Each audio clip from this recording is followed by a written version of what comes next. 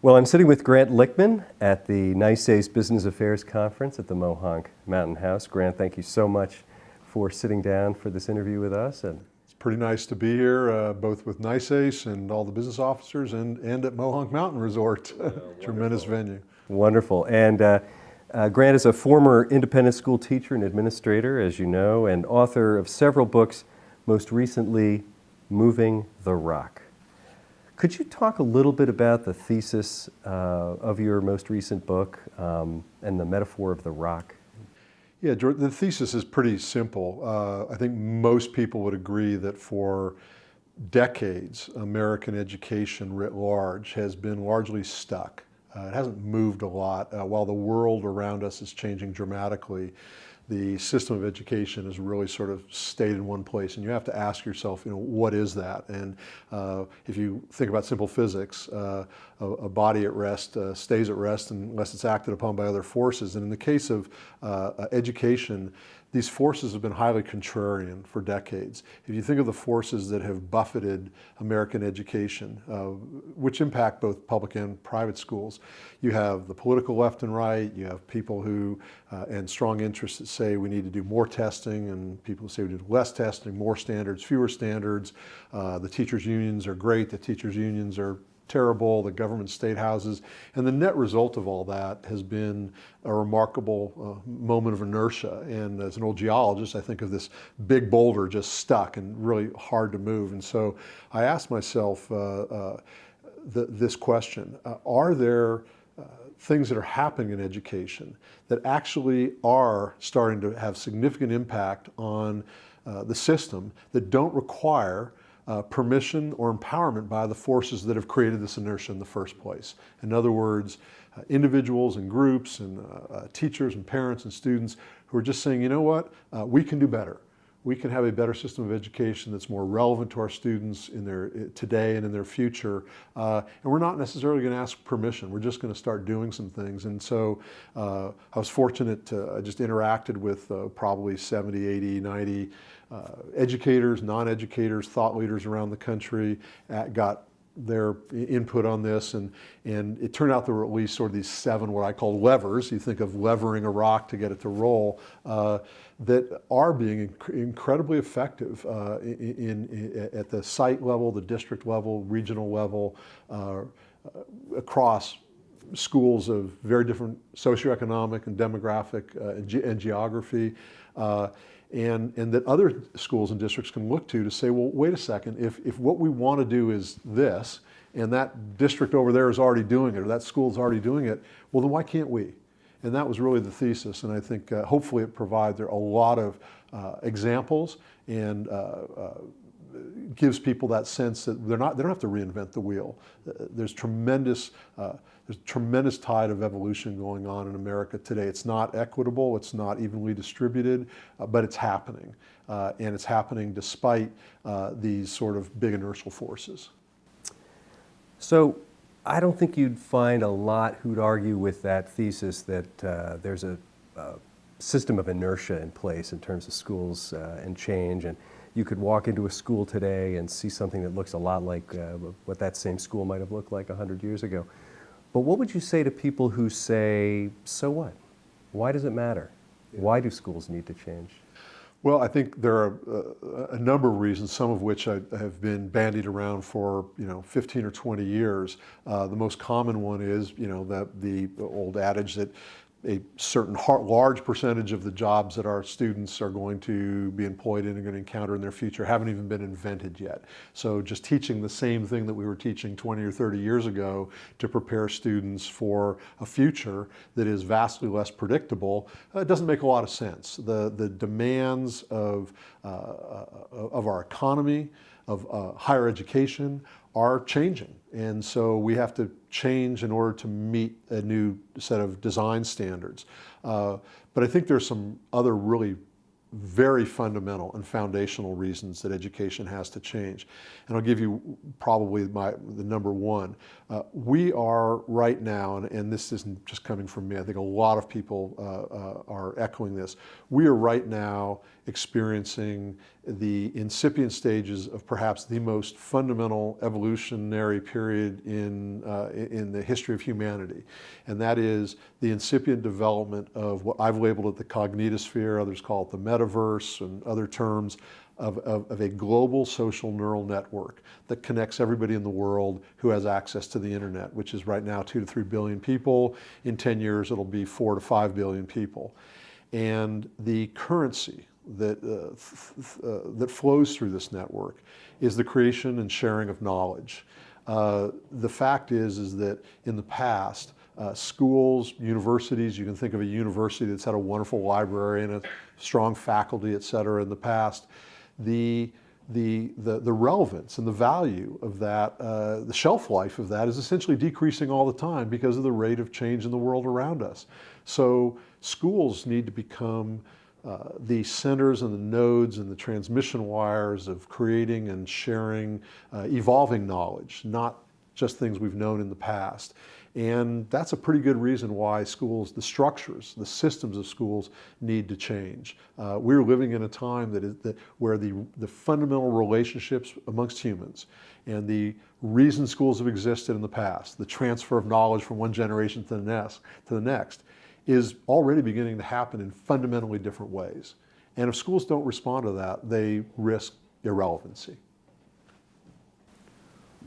Well, reading your book, I found your message to be really optimistic. You know, I found you to be fairly hopeful about the potential that individual common citizens have and that school leaders have as well to transform the schools that our children have at their disposal. Would you talk about some of those levers? What would you, I don't know, you mentioned you had 7, you outlined 7 in your book. Are there some that you feel are more critical for people to focus on before others? Is there some prioritization? Well, I wouldn't necessarily say prioritization, but maybe a couple that are easy to understand. For example, the first one I start out with, in the first chapter I discuss the levers, is merely creating a demand in the community, creating an awareness and a demand of how school might look differently.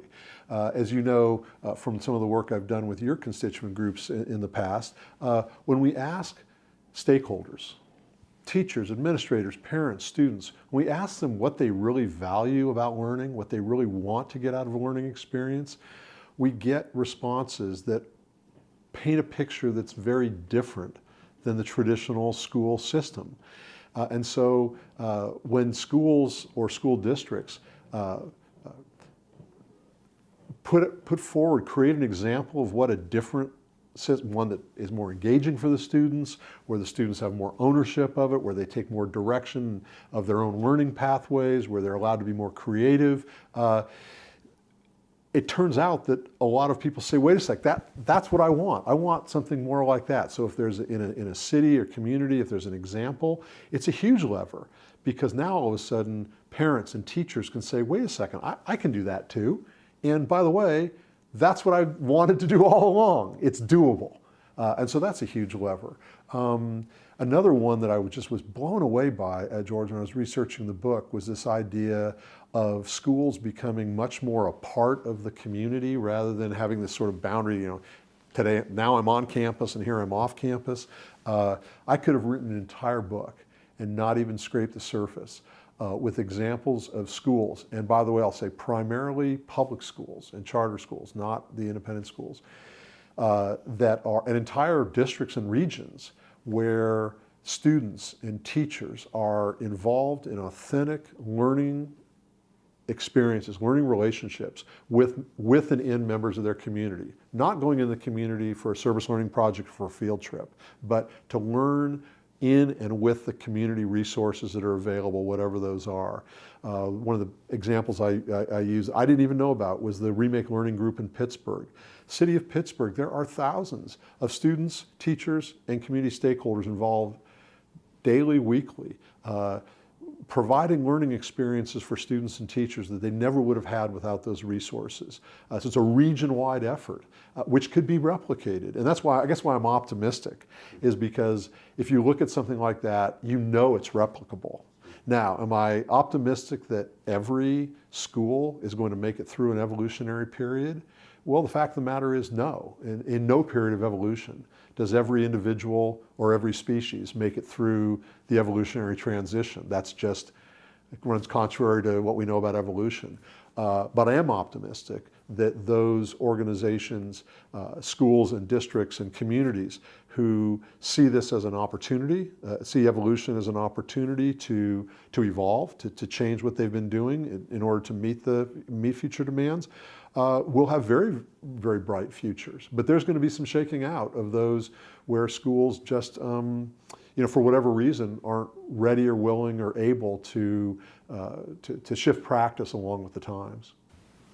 Well, to further explore that vision you have of the future, in the talk you gave shortly before we sat down, you mentioned that there were essentially 3 camps that you see schools evolving into over the next 25 years. Could you talk a little bit about that? Yeah, and that's not just me. I think, we've drawn on others, including I had lengthy discussions with John Gula, who I credit with a lot of that, helping me evolve that thinking.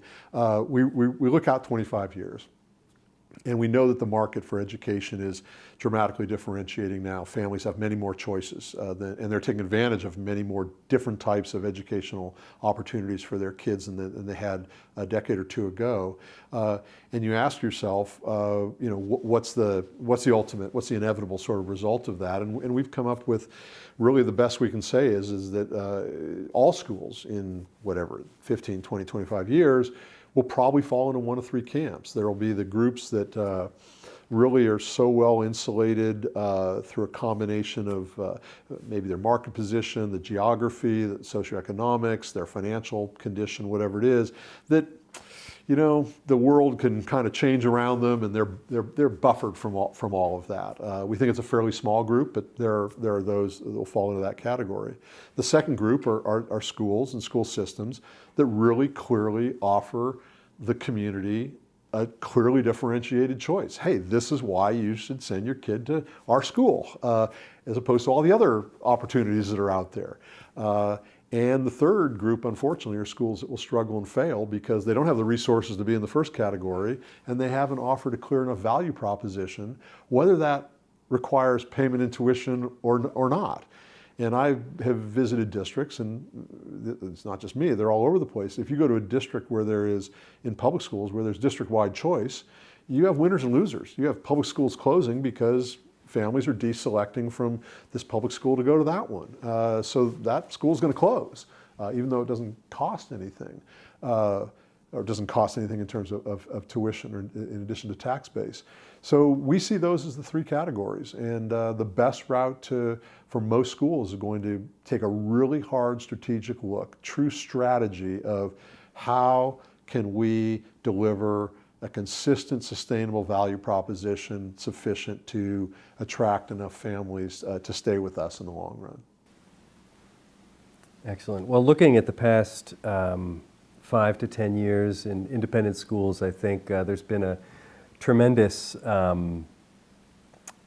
change, energy around thinking about the future, what students need. And it's come at the same time as, you might even describe something as it's a little bit like a facilities arms race. It seems like you go to a campus and it's not long before somebody starts either showing you plans or showing you the new building that was just built. And all of that's quite expensive. I don't know what your thought is about facilities expansion. Is that the way schools should be approaching this kind of transformation of their approach? Well, first of all, let me say, and this has been a mantra of mine, as I think you probably know, George, for a long time. I don't believe in cookie cutter recipes. I don't believe that there's one size fits all solution to all schools. I've been fortunate and honored over the last 4 or 5 years to visit and work with everything from some of the most well-endowed, blue blood East Coast boarding schools and some very underserved public schools in some of the most underserved parts of our country. So there's no one size solution fits all to all of these. With respect to independent schools, I mean, clearly any given school has facilities needs. I was at a school that had 100 years of deferred maintenance in our buildings, and whether we wanted to or not, we had to tear some buildings down. You know, the plumbing and the electrical was 100 years old. Having said that, yes, we know, of course, that in the last 20 years, many independent schools have been caught up in an arms race, as have colleges and universities, building more attractive, sexier, new type of facility. And in some cases that is necessary, but it's also been an easy default for schools to say the solution to our problem is to have something that's going to attract X small additional percentage of families for the short term in some attractive new building. When we look out 20 or 25 years and see the impact that things like virtual reality and artificial intelligence will have to allow really amazing learning to take place that's not constrained by the four walls of a classroom or the individuals in that room. I think schools have to take a really hard look at whether they want to build that next building. I mentioned in the talk today about somebody, I won't mention the name of the school, was all ready to build an $8 million new classroom building, and then they realized they could meet all of their really very forward-leaning, I say really forward-leaning, deeper learning, pedagogy, curriculum, and instructional objectives by not building that building, by doing some tenant improvements on the classrooms, and they saved about $6 million out of an $8 million building budget. And boy, I just applaud them so much for saying, time out. What are we really building this building for? What, you know, this is about learning. You know, if there's one thing that all schools need to be good at, it's learning. And so we need to drill down, find the roots of great learning, great instruction, great experiences, intrinsic motivation for students. And you and I know, we all know, that can happen on a hillside. It can happen, I always reference Science Leadership Academy in Philadelphia, a public school in one of the, you know, they wouldn't mind me saying so, a pretty crummy old high-rise building, and one of the most iconic learning experiences I think anywhere in America because of the pedagogy, the instructional practices, the teaching, and the learning that's going on there. So I think people have to be careful about saying we can solve our problems by you know, just building a nicer building. It's a huge expense, and that money could be maybe better used elsewhere, not the least of which would be lowering the price point for families who just cannot afford independent school tuitions. Well, you have, as you mentioned, visited a wide range of schools all over the country, you know, independent schools, public schools, charter schools. When I think about the needs of independent school leaders to focus on their constituencies and on their you know, the future of their organization. I wonder what advice you have for them, either things that you've learned from successful independent schools or things you've learned from successful public schools. But what should independent school leaders really be focused on, would you say, for the next? Well, and I appreciate you saying, you know, we can learn some things from not only from public schools, but from non-education systems as well. Because really it's about independent schools are a set of organizations that are experiencing powerful evolutionary market changes. And those types of forces we find throughout history, impacting a lot of different organizations. So we want to learn from a wide range, not from a narrow range. And so I think some of the comments I'll make, I think apply to many types of organizations. Independent schools, I think, have, over the last couple of decades, fallen into they have not, as a whole, been thinking as strategically as they need to. Most strategic plans that I've read from independent schools, and this applies to public schools as well, frankly are not terribly strategic. They're largely tactical. They largely are a set of tactical responses to improve what that organization has been doing in the recent past. Essentially, the way I put it is this. We largely, as independent schools, look at what we've been doing for the last 5 years, and we say, let's decide how we can do that a little bit better. And that is not a recipe for strategy. That's a recipe for continuing what may be slightly more than mediocrity in some cases. So leaders need to be vastly more strategic in their thinking. We need to look outside of our own experience. We need to look at how the world is evolving around us. We need to understand what those pressures are. We need to be highly pragmatic and honest with ourselves. We need to ask some really tough questions that create discomfort, frankly, for many of our stakeholders. As I said to the group today, the world we live in today is what we call a VUCA world. It's vastly more volatile, uncertain, complex, and ambiguous than the world has been in the past. And yet I think we would all agree that many, if not most, educators did not go into the system of education because they wanted a career that was going to be more volatile, uncertain, and ambiguous.